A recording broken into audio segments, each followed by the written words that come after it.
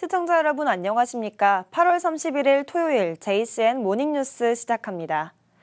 장기 파행으로 시민들의 따가운 눈총을 받아온 울산시의회가 이런 점을 의식한 것 때문일까요? 임시회 개회와 함께 어느 때보다 활발한 의정 활동을 펴고 있습니다. 특히 의원 본연의 가장 큰 책무인 조례 입법 활동이 두드러집니다. 전우수 기자가 보도합니다. 울산시의회 후반기 첫 임시회가 지난 28일부터 열흘간 열리고 있는 가운데 의원들이 직접 발의한 눈길을 잡는 조례가 여럿 보입니다. 우선 산업건설위원회 홍성우 의원이 대표 발의한 은둔형 외톨이 지원 조례안이 있습니다. 최근 사회적 문제로 대두되고 있는 은둔형 외톨이에 대한 실태조사와 지원 등에 관한 정책과 연구가 미흡한 상황에서 시의적절하다는 평가를 받습니다. 한정된 공간에서 일정 기간 이상 외부와 단절된 상태로 정상적인 사회활동이 곤란한 은둔형 외톨이가 건강한 사회 구성원으로 성장, 복귀할 수 있도록 조례에는 은둔형 외톨이 지원 기본계획 수립과 실태조사, 협력체계 구축 등에 관한 사항이 담겼습니다. 관련 조례는 30일 문화복지환경위원회 심사를 통과했습니다. 문화복지환경위원회 김종훈 시의원은 울산시 정보통신산업 육성 및 융합 활성화에 관한 조례안을 대표 발의했습니다. 조례에는 정보통신산업 육성을 위한 인력 양성, 정보통신산업 지원센터 설치 등의 내용이 담겼습니다. 전국 17개 시도 중 부산과 충남북이 관련 조례를 제정해 운영 중에 있어 이번에 조례가 제정되면 전국에서 네 번째입니다. 울산시에 정보통신 관련된 업무들이 모든 국에 산재돼 있습니다. 그래서 이런 업무들을 좀 일원화하고 정리할 필요가 있다. 관련 조례는 지난 29일 행정자치위원회 심사를 통과했습니다. 산업건설위원회 백연조 위원장은 청년의 지역사회 유입과 정착 지원을 위한 조례안을 대표 발의했습니다. 7월 말 기준 울산시 인구가 110만 명대 아래로 감소했고 특히 전체 인구 대비 청년 인구 감소폭이 심각한 상황에서 나온 청년을 위한 지원 조례라는 점에서 주목됩니다. 이번 조례 제정으로 청년 유입과 정착을 지원할 수 있는 지원 근거가 마련되었습니다. 특히 생활인구 개념의 도입으로 보다 실효성 있는 사업이 실현될 것으로 기대됩니다. 조례에는 청년 정착 지원 기본계획 수립과 실태조사, 지역경제와 문화예술 진흥 자립 지원 사업 등에 관한 사항이 담겼습니다. 관련 조례는 오는 9월 3일 산업건설위원회 심사를 앞두고 있습니다. 이들 조례는 해당 상임위 심사 과정을 거쳐 오는 9월 6일 제2차 본회의에서 최종 의결될 예정입니다. 한편 울산시의 후반기 첫 임시회에 울산시와 시의원 등이 제출한 조례 재개정안은 모두 28건.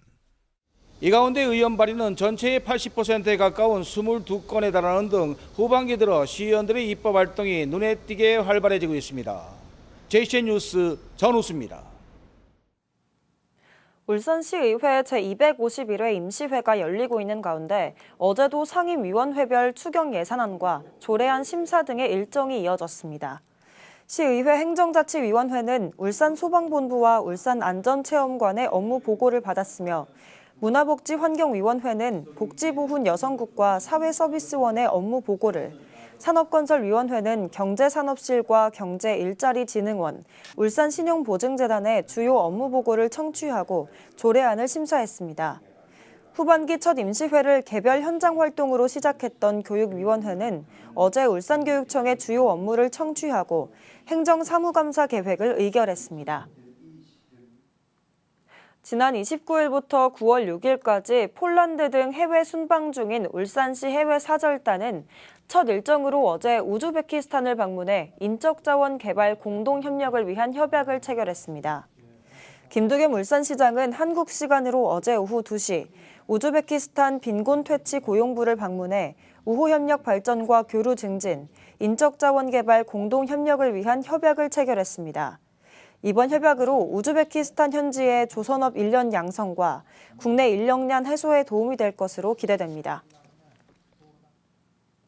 최근 전기차 화재 사고가 전국적인 문제로 떠오르자 울주군 의회가 공동주택에 전기차 충전시설을 새로 설치하거나 지상으로 이전할 경우 비용을 지원하는 조례 개정안을 추진 중입니다. 울주군 의회는 김시욱 의원이 발의한 이 같은 내용을 담은 울주군 공동주택 지원 조례 일부 개정 조례안이 상임위원회를 통과했다고 밝혔습니다. 이 조례안은 공동주택 지하 주차장에 설치된 전기차 충전 시설을 지상으로 이전할 때 드는 비용 등을 울주군이 지원하는 것을 골자로 하며 다만 정부와 울산시도 관련 대책을 마련하고 있는 만큼 미흡한 부분을 보완하는 데 활용한다는 방침입니다. 울산시 시내버스 어린이 요금 무료화가 9월 1일 첫 차부터 시행됩니다. 시내버스 어린이 요금 무료화는 7세 이상, 12세 이하 어린이를 대상으로 울산시 관내 일반 시내버스와 직행 좌석형 버스, 울산역 연계 리무진 버스, 그리고 지선 마을버스 등 울산 지역 183개 전 노선, 전 차량을 대상으로 시행됩니다. 교통카드가 없는 어린이 이용자는 편의점 등을 통해 교통카드를 구입한 후 편의점 또는 카드사 누리집에서 본인의 생년월일을 등록해 사용하면 됩니다. 교통카드가 준비되지 않은 경우에는 일반 시내버스 기준 600원을 지불해야 합니다. 울산의 모든 초등학교에서 전면 운영되는 늘봄학교에 초등 1학년 학생 7,122명이 2학기부터 참여합니다. 울산교육청은 올해는 초등 1학년 누구나 이용할 수 있게 지원하고 연차별로 대상 학년을 늘려 2026년에는 모든 초등학생을 대상으로 운영할 계획입니다. 서비스 방식도 기존 방과 후 또는 돌봄 중 선택 방식이 아닌 학생과 학부모의 시간대별 수요 맞춤형 서비스를 제공하는 방식으로 운영될 예정입니다. 제34회 울산 고북수 가요제가 어제와 오늘 이틀 동안 태화강 국가정원 특설무대에서 열립니다. 첫날인 어제는 고북수 황금심 가요축제가 열리며 가수 소론도와 박상철, 박주희 등의 축하 공연이 진행됩니다. 오늘은 본선에 진출한 10개 팀의 경연대회와 함께 가수 송대관과 강진 등의 축하 공연이 펼쳐질 예정입니다. 2030년 울산공업지역 기본계획안 수립 공청회가 어제 오후 울주군청 문수홀에서 열렸습니다. 주민과 기업체 관계자, 전문가 등 100여 명이 참석한 가운데 열린 어제 공청회에서는 길천 산단과 하이테크밸리 산단 인근, 조일리 일원 등 울주군 7개 지역과 남구 2개 지역 등 모두 9개 지역 459만 제곱미터의 공업 지역에 대한 기본계획 수립안에 대한 설명과 질의 답변이 있었습니다. 울산시는 주민과 전문가의 의견을 수렴해 타당성을 검토하고 관계기관 협의와 의회 의견 청취, 도시계획위원회 심의 등을 거쳐 연내 공업지역 기본계획을 확정해 공고할 예정입니다. 울주군이 웅촌면 대봉리에서 청량읍 참정리까지 2km 구간에 산불 진화 임도를 신설합니다. 대형 산불 발생 위험이 높은 지역이나 대형 산불 발생지 등에 설치되는 산불 진화 임도는 기존 임도보다 넓고 대피소 등도 갖춰 산불 진화에 수월합니다. 울주군은 다음 달부터 올해 연말까지 공사를 할 예정입니다. 올 여름은 기록적인 폭염 때문인지 예년에 비해 모기가 줄었다고 하는데요. 대신 뒤늦게 가을에 모기가 극성을 부릴 거란 전망이 나옵니다. 보도에 전동은 기자입니다. 모기 유충을 잡기 위한 알약이 연신 하수구에 던져지고 연무 방역으로 나온 연기도 하수구 곳곳으로 퍼져나갑니다. 처서가 지나면 모기 입도 비뚤어진다는데 오히려 가을 모기가 기승을 부리지 못하도록 선제적인 방역에 나선 겁니다. 가을 모기가 발생이 지금 증가될 거로 예상돼서 주변에 있는 정화조, 습지, 공원 이런 쪽으로 저희들 꼼꼼하게 저희들 철저히 방역하고 있습니다.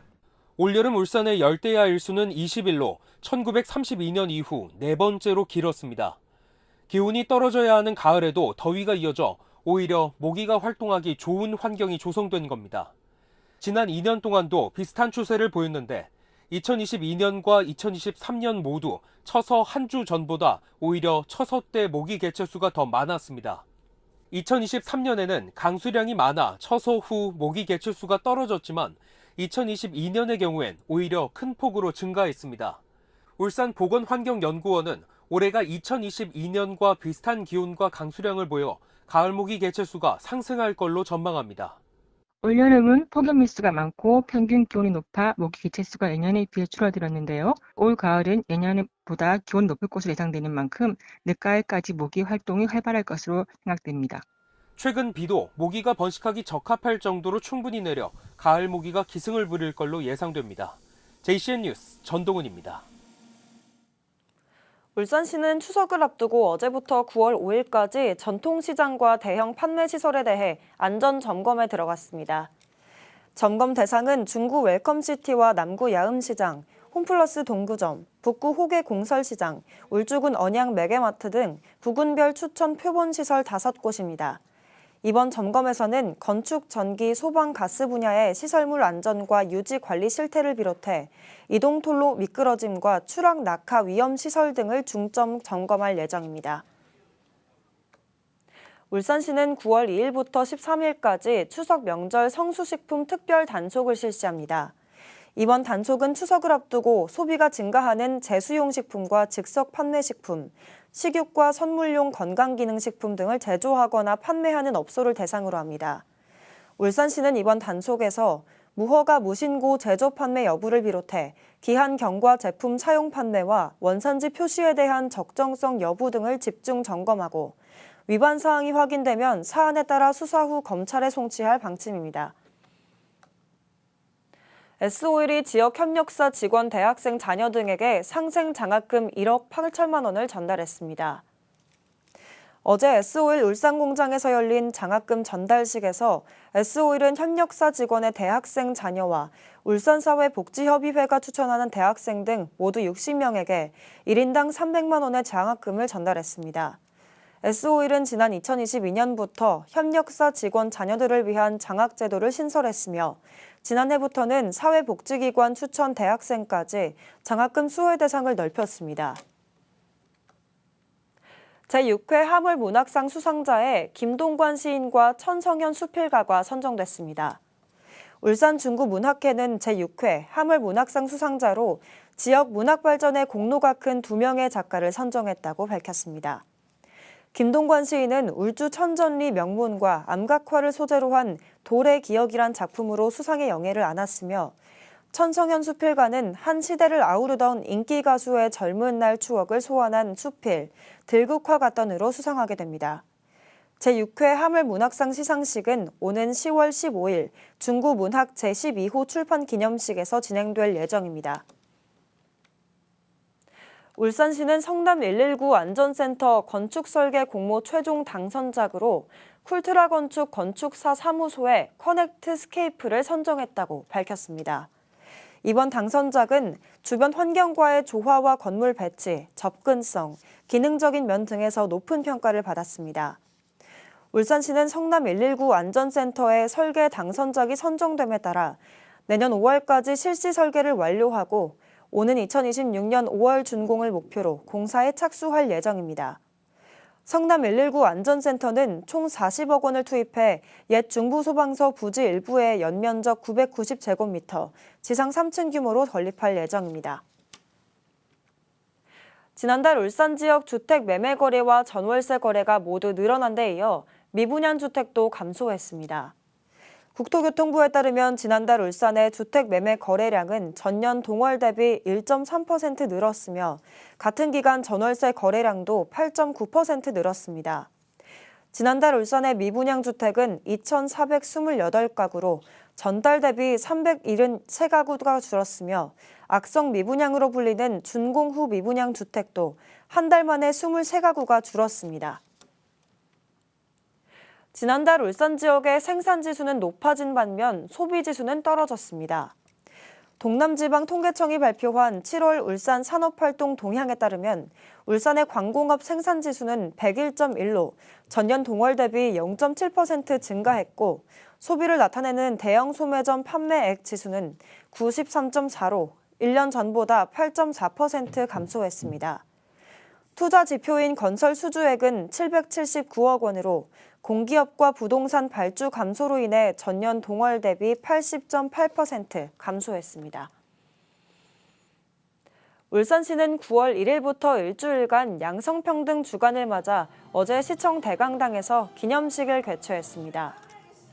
이번 기념식은 함께 일하고 함께 돌보는 양성평등 도시 울산을 주제로 지역의 여성 지도자와 단체 회원, 일반 시민 등 500여 명이 참석한 가운데 주제 공연과 유공자 표창카드 설정극 등으로 진행했습니다.